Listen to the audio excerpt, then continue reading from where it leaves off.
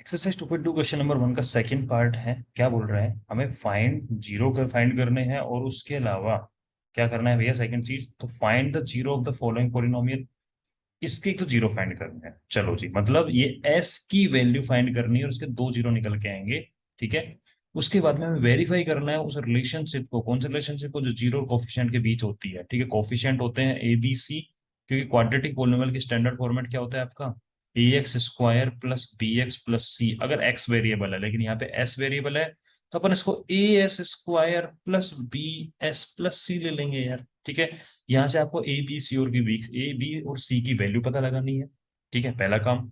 उसके बाद में इसके जो दो जीरो निकल के आएंगे उन दो बच्चों के नाम अपन रखेंगे अल्फा और बीटा, और रिलेशनशिप होती है इनको जब ऐड करते हैं तो वो माइनस बी बाई ए के इक्वल आता है, और इनको जब प्रोडक्ट करते हैं तो सी बाई के इक्वल आता है। ये चीज हमें इस एग्जाम्पल में भी वेरीफाई करके बतानी कि हाँ भैया, अल्फा प्लस बीटा की वैल्यू माइनस बी बाई ए आ रही है, अल्फा बीटा की वैल्यू सी बाई ए आ रही है, अगर मैं इस एग्जाम्पल को भी कंसिडर करता हूं तो। समझ गए? ये क्वेश्चन में अपन को काम करना है, पहले ये समझना।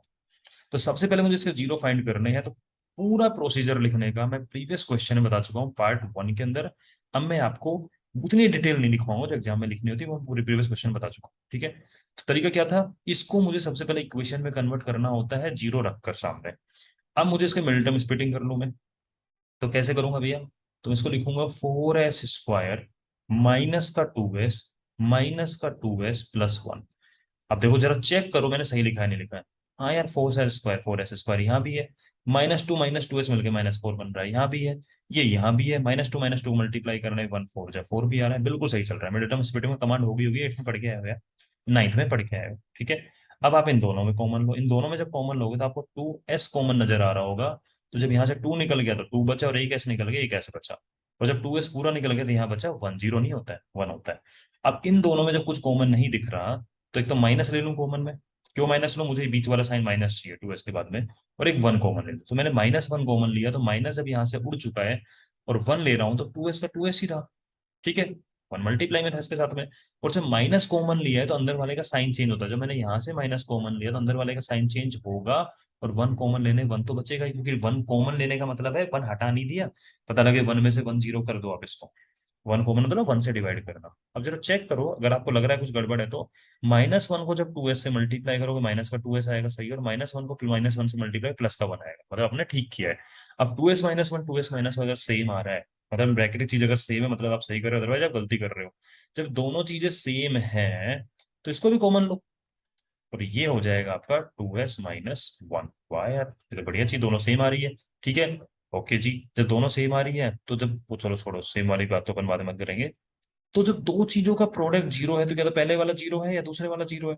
तो अगर मैं बोलूं कि पहले वाला जीरो है, यानी ये 2s - 1 अगर जीरो है तो यहाँ से 2s की वैल्यू हो जाएगी 1, क्योंकि माइनस उधर जाके हो जाएगा प्लस का 1, और s की वैल्यू होगी हाफ। और यही काम तो यहाँ हो रहा है, तो यहाँ से भी s की वैल्यू क्या निकल के आएगी? हाफ। तो मैंने मान लिया ये अल्फा भी हाफ है और बीटा भी हाफ है, तो आपको अल्फा बीटा की वैल्यू तो पता लग गई।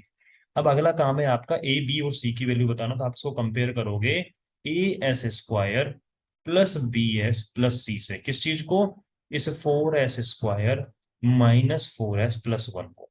यहां से आप कंपेयर करो तो एक्स स्क्वायर का कोफिशिएंट ए है और यहाँ 4 है, मतलब ए की जगह क्या रखा बैठा दिख रहा है आपको? 4। ठीक है।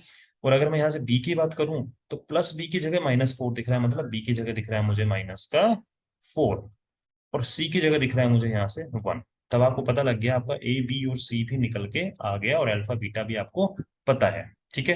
तो हमने जीरो भी फाइंड कर दिए, और जो सेकंड क्वेश्चन सेकंड पार्ट करना है इसका कि हमें वेरीफाई करनी है रिलेशनशिप, उसके लिए भी हमने मटेरियल तैयार कर लिया है।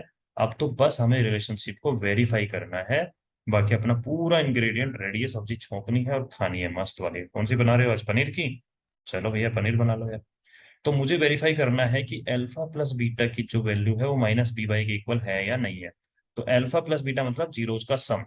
तो हाफ प्लस हाफ करोगे तो आएगा 1। एलएचएस की वैल्यू 1 आ रही है, और आरएचएस की वैल्यू है माइनस का बी बाई ए, और बी की वैल्यू है यहाँ पे माइनस का 4, इसलिए माइनस कभी भी है, इसको ब्रैकेट लगाया करो, गलती कभी नहीं करोगे।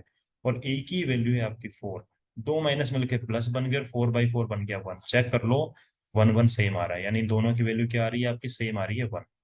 यानी वेरीफाई हो गया। और अब alpha beta equal to C by A को भी वेरीफाई करते हैं।